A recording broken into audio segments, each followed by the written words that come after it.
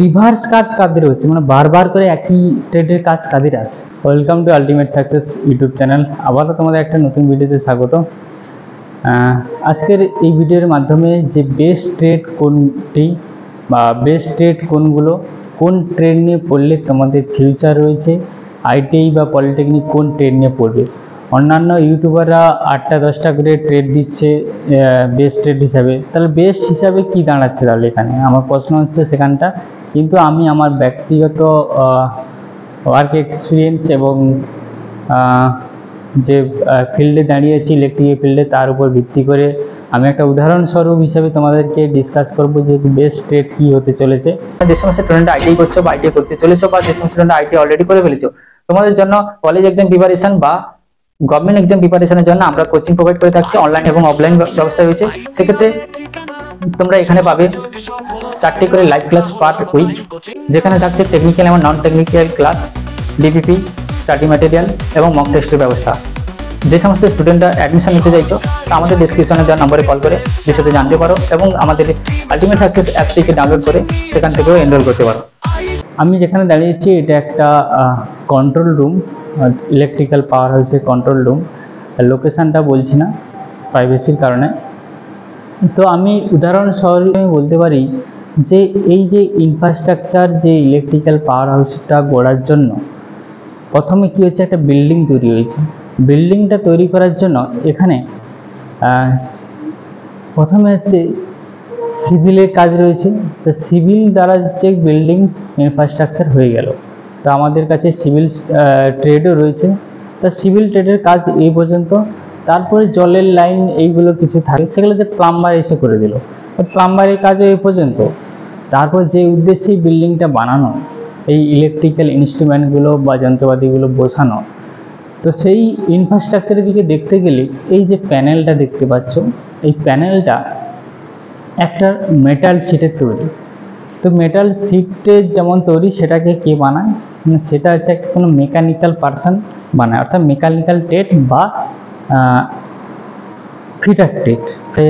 Polytechnic নিয়ে পড়ে তাদের ক্ষেত্রে মেকানিক্যাল ট্রেড, তাহলে ফিটার বা মেকানিক্যাল ট্রেডের কাজ এটা শুধু এই প্যানেলটা বানানো।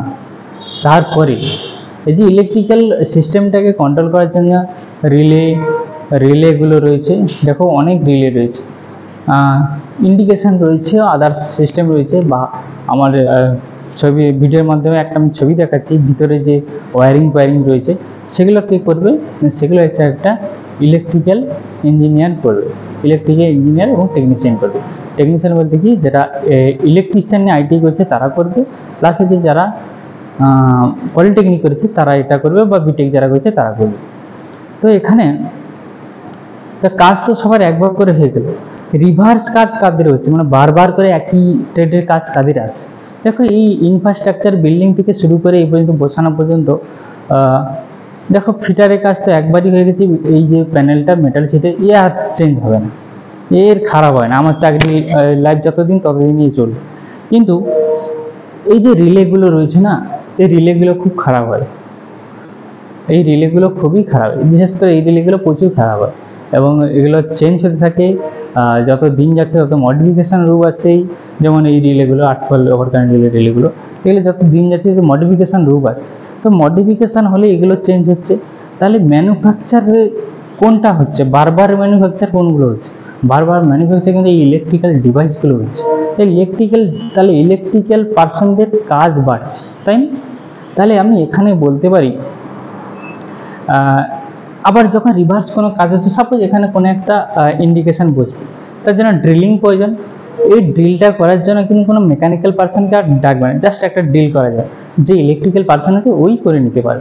তাহলে এখানে ইলেকট্রিক্যাল পার্সন দিয়ে ওই কাজটা করে নিচ্ছে, ছোট্ট কাজের জন্য মেকানিক্যাল কাজ ডাকছে না। তাহলে সর্বাঙ্গে এখানে ইলেকট্রিক্যাল পার্সনের কাজটা এখানে রয়ে যাচ্ছে। তাহলে আমাদের এখানে ফার্স্ট প্রায়োরিটি হিসাবে আমি যদি ধরি, তাহলে ইলেকট্রিক্যাল পার্সনের কাজ বেশি। তাছাড়াও আমাদের রাজ্যে বা তোমাদের গ্রামগঞ্জে যে কাজগুলো রয়েছে ইলেকট্রিক্যাল কাজগুলো, তোমরা হচ্ছে ইলেকট্রিক্যাল ট্রেড থাকলে তোমরা পারবে, বা ইলেকট্রিশিয়ান ট্রেড থাকলে তোমরা সেগুলো করতে পারবে।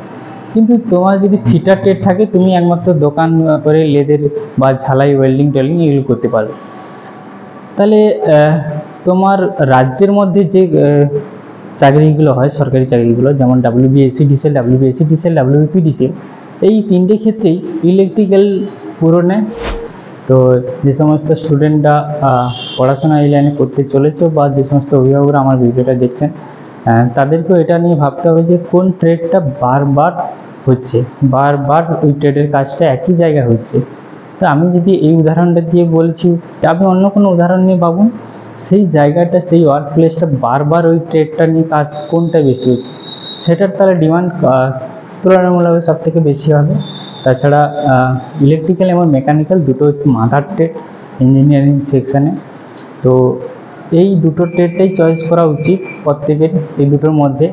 তাছাড়াও যাদের এজ লেভেল বেশি হয়ে গেছে, কোনো জায়গায় চাকরি বাকরি পাচ্ছে না, তাদেরকে একটা ITI টেট করে, শর্ট টার্ম কোর্স করে তোমরা চাকরি পেতে চাইছো, রেলের পরীক্ষা বসতে চাইছো, প্রতি বছর রেলের এক্সাম হচ্ছে, সেক্ষেত্রে তোমরা কিছু শর্ট টার্ম কোর্স রয়েছে, তার মধ্যে কোন ট্রেডগুলো নিয়ে পড়লে রেলের এক্সামে বসতে পারবে তার লিস্ট আমি সাইটে দিয়ে দিলাম, দেখে নাও যে এই ট্রেডগুলো থাকলে তুমি রেলের এক্সামে বসতে পারবে। তার মধ্যে 1 ইয়ার কোর্সও কিছু রয়েছে। তো সেটাও তোমাদের সময় বিশেষে বা পরিস্থিতির বিশেষে চুজ করতে পারো, কিন্তু যাদের লং টার্ম লক্ষ্য, যাদের এজ রয়েছে, তাদের ক্ষেত্রে বলি তোমরা একটু বিবেচনা করে ট্রেডটা নিও, কারণ একটা ট্রেডের উপরে তোমার জীবন জীবিকা নির্ভর করবে, কি হতে চলেছে তোমাদের ফিউচার। বর্তমান ডিমান্ড হচ্ছে সব থেকে দেখতে গেলে ইলেকট্রিক্যাল লাইনটাই বেশি রয়েছে, কারণ ওয়ার্ক ফিল্ডে আমি যে উদাহরণটা দেখলাম সেটাই, আমি যে ওয়ার্ক ফিল্ডে ইলেকট্রিক্যাল ফিল্ডে আছি বলে তাই নয়, আপনারা বিবেচনা করুন, আমার কথা ছাড়ুন, আমি আমার বাস্তবিক অভিজ্ঞতা দিয়ে বললাম। আর এবার হচ্ছে স্যালারি। দেখুন এই যে ফিল্ডগুলো রয়েছে, যারা স্টার্টিং ঢোকে, এটা গভর্নমেন্ট সেক্টরে, তো গভর্নমেন্ট সেক্টরে ITIর উপরে ঢুকলেই ধরুন 35,000 টাকা স্টার্টিং হয়ে যায়। আর যদি পলিটেকনিকের উপরে যদি ঢোকেন, এই সমস্ত জায়গাগুলো, তাদের ডেজিগনেশন আলাদা হয়, অন্য ভিডিওতে আমি আলোচনা করেছি। তা তাদের ক্ষেত্রে স্যালারি সব মিলে বলছি আমি, স্যালারিগুলো 50,000 স্টার্টিং স্যালারি হয়।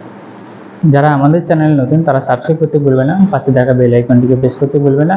আজকের ভিডিও এই পর্যন্ত, দেখা হবে পরবর্তী ভিডিওতে।